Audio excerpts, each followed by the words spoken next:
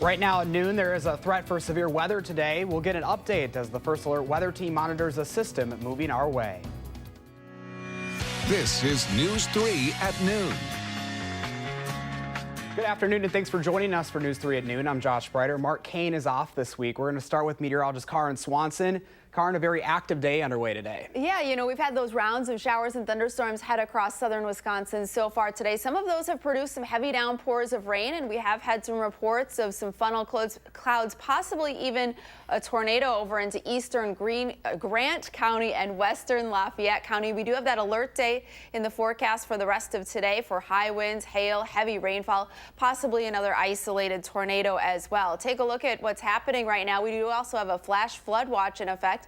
That starts up at 1 o'clock this afternoon and continues through 1 a.m. tonight.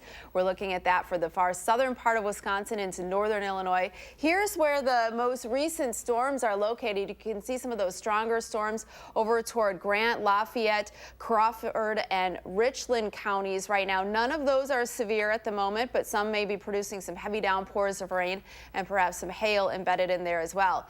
Beyond that, we do have additional alert days for Friday, Saturday, and Sunday for some heat and humidity. Highs up near 90 degrees with heat index values close to 100 at times. Temperatures right now are in the 60s to the 70s, 76 in Platteville, but 68 degrees here in Madison. We're headed for highs in the lower to the middle 70s this afternoon. We'll see those off and on showers and thunderstorms this afternoon, gradually coming to an end later tonight. And then we do warm up after that. A lot of heat and humidity headed our way. We'll talk about all of that, kind of a kitchen sink forecast coming up in just a few minutes. Summer has returned the way it looks. Sure has. All right, Karin, thank you. Right now, President Donald Trump is hailing a Supreme Court ruling that upholds his administration's travel ban. In a 5-4 decision, the court sided with the Trump administration. The Supreme Court rejected a challenge that the policy discriminated against Muslims or exceeded the president's authority. The president's executive order bans nationals of 7 countries from entering the United States. In 5 of those countries, a majority of residents are Muslim. The House will vote tomorrow on an immigration bill. House Republican leaders say the bill will keep migrant families from being separated as they cross the U.S.-Mexico border. More than 2,000 children have been separated from their parents since April. That's when the Trump administration announced it would impose a zero-tolerance policy on anyone crossing the border illegally. Pictures of children in detention centers have caused public outrage, prompting the president to issue an executive order last week stopping the family separations. The immigration debate is causing one Democrat to call on Americans to actively demonstrate against Trump administration officials. And if you see anybody from that cabinet in a restaurant, in a department store, at a gasoline station, you get out and you create a crowd. This has become the party of Maxine Waters and Nancy Pelosi. That's who it is. So they don't mind crime. They want open borders. House Speaker Paul Ryan and other GOP leaders gave few details on what their latest immigration bill contains. Again, they are expected to take on a vote on this legislation tomorrow. Voters in New York, Utah, Oklahoma, Maryland, and Colorado head to the polls in key primary elections today. Former Massachusetts Governor Mitt Romney is hoping to win the Republican nomination for a Utah Senate seat. The president is urging South Carolina voters to cast their ballots for incumbent Governor Henry McMaster. Trump held a rally with Governor McMaster last night talking to people about trade and immigration. We will have results from today's primary tonight on News 3 at 10. Right now, Governor Scott Walker is not engaging with President Trump as he criticizes Milwaukee-based Harley-Davidson. Harley plans to move some production overseas because of tariffs it faces in an escalating trade dispute between the United States and the European Union. A spokeswoman for Walker says the governor believes there should be no tariffs or trade barriers, as the president stated earlier this month at the G7 summit. Walker is fond of Harley motorcycles and has ridden one all over Wisconsin. His love for the bikes carried over in the presidential campaign when he said his Secret Service code name would be Harley. Happening now, city officials are monitoring high blue-green algae levels at 2 Madison beaches. Olin and Schluter beaches, both on Lake Monona, are closed right now. The beaches will reopen when their blue-green algae levels drop down. New at noon, you'll be able to fly nonstop from Madison to Florida soon. Sun Country Airlines is coming to the Dane County Regional Airport. It will offer 2 nonstop flights from Madison to Southwest Florida International Airport in Fort Myers and to Tampa International Airport. We're very focused on leisure travelers. And so for years, we have been expanding our footprint in Minneapolis, which is our home hub, taking passengers to leisure destinations throughout the U.S., Mexico, and the Caribbean. And so what we saw here at Dane County was there is no nonstop service to a Florida beach. Seasonal flights to Fort Myers will operate twice a week, departing Mondays and Fridays starting at the end of September. Fares will start off around $80. Flights to Tampa will depart on Wednesdays and Saturdays starting at the end of September as well. Those flights starting at $75. Right now, a state of emergency is in effect in Northern California. Evacuations are underway as firefighters work to contain the Pawnee fire. There is a large wildfire burning through the region. It's charred thousands of acres since Sunday. Firefighters say unusually hot weather and high winds helped fuel this fire and several others over the weekend. Those same conditions led to the state's deadliest and most destructive fire year in 2017. Next at noon, let's see what Howard's working on in the Mr. Food Test Kitchen. Today, we're taking our taste buds to Hawaii for a dish that will make you want to hula. So grab your grass skirt and join us. You really want to win. Oh, yeah. For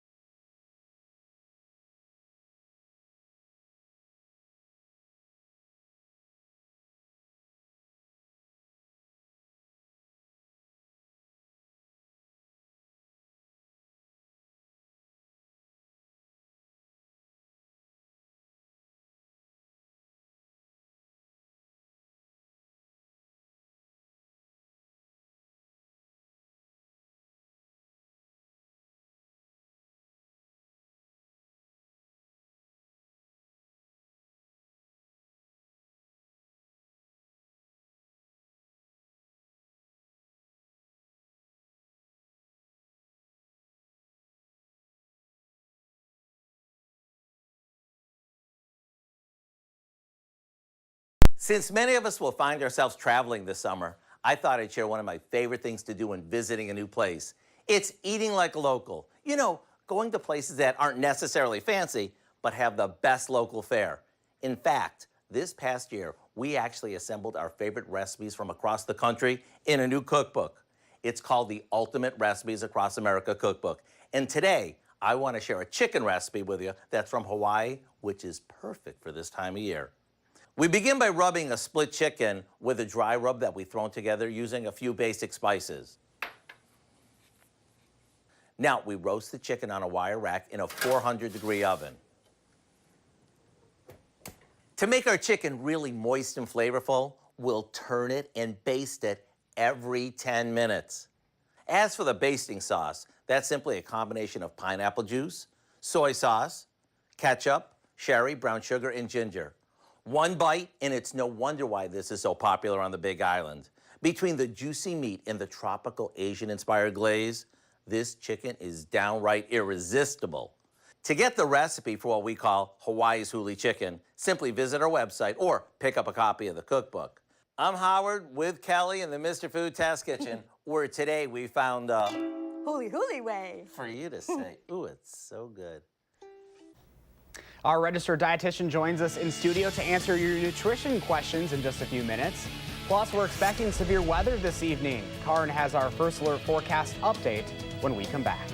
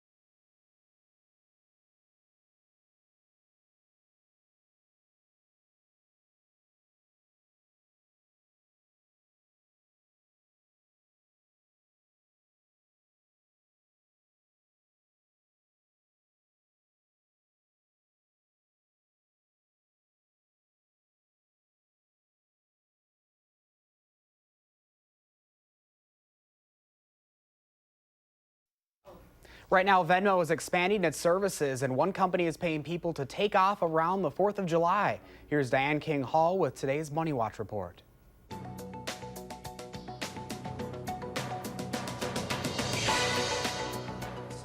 Mixed messages from the Trump administration sent Wall Street into a tizzy on Tuesday. Stocks opened slightly higher as investors tried to dissect the president's latest tweets on trade and tariffs.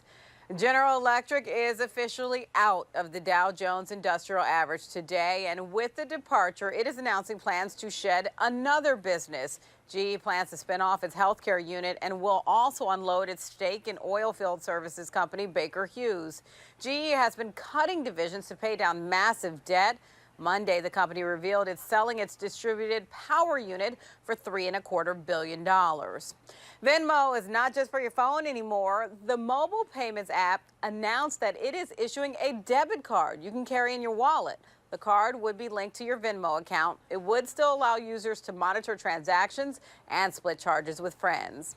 And the 4th of July falls in the middle of the work week this year, posing a dilemma. Which days do you take off? The days before or after the holiday? Smirnoff is trying to help solve that conundrum. The vodka brand will pay 100 winners $500 to take off July 5th and 6th. To participate in its red, white, and berry contest, you can share on its social media sites how you would spend your 5-day weekend.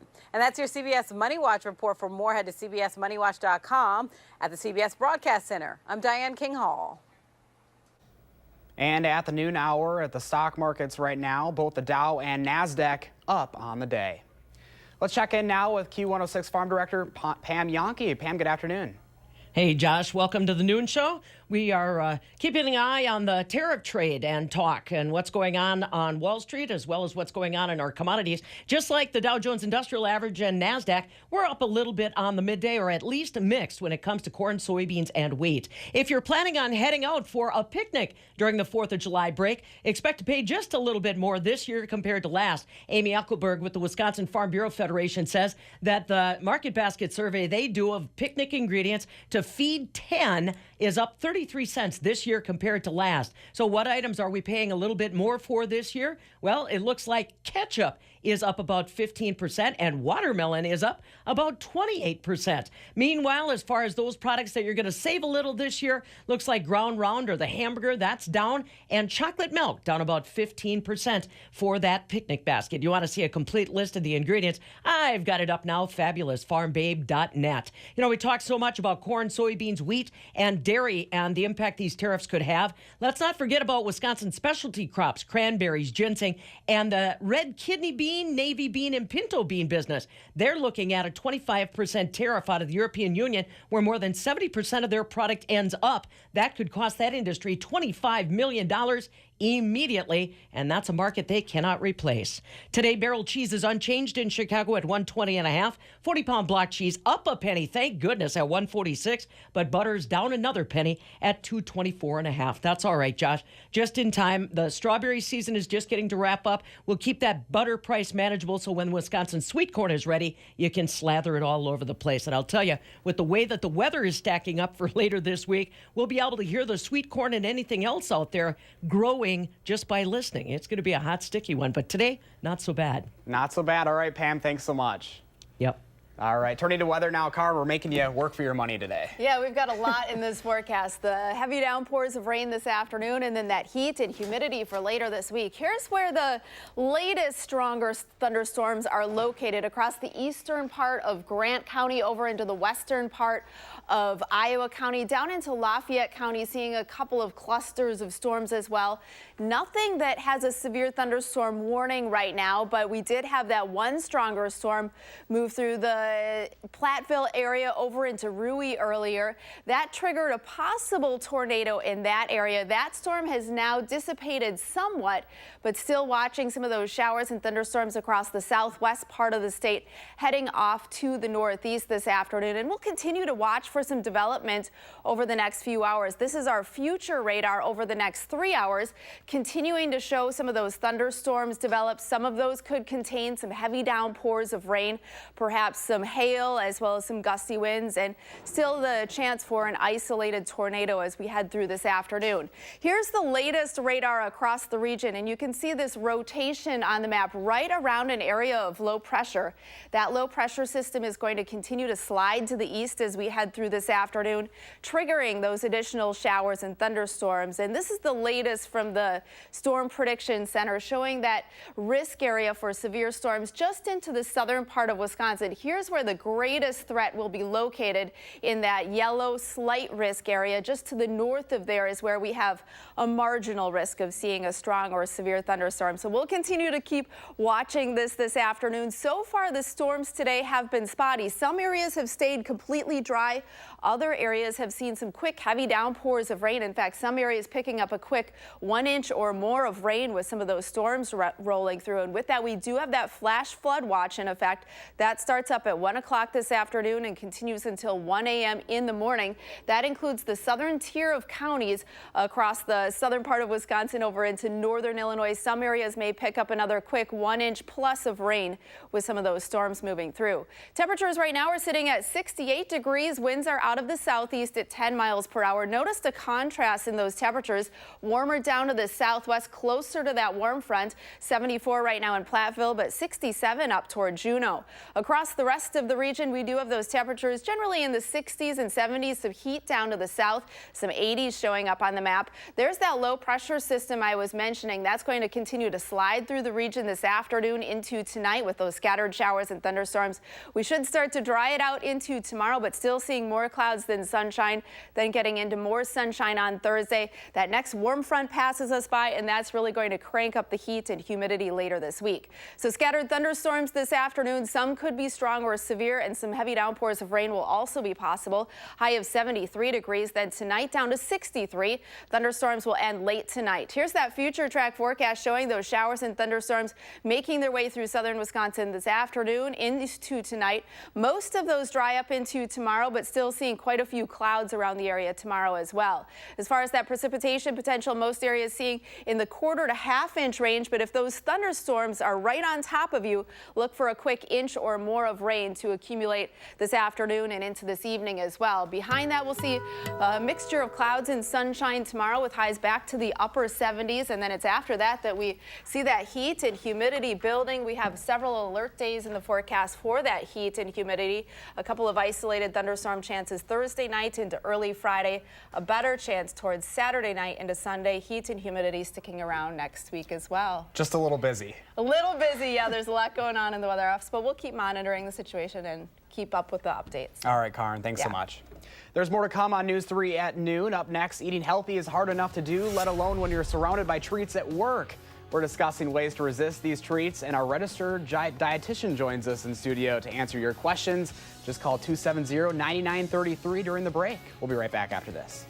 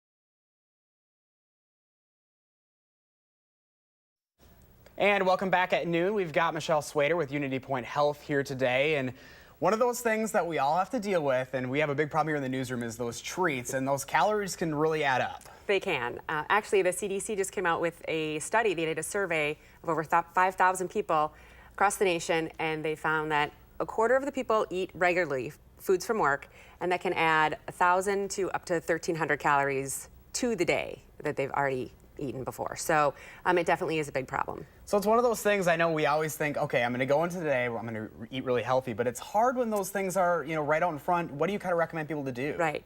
Yeah, the challenge is that they found that 70% of those foods that people were eating were the free foods. So the free donuts, the pizza that shows up at the meeting.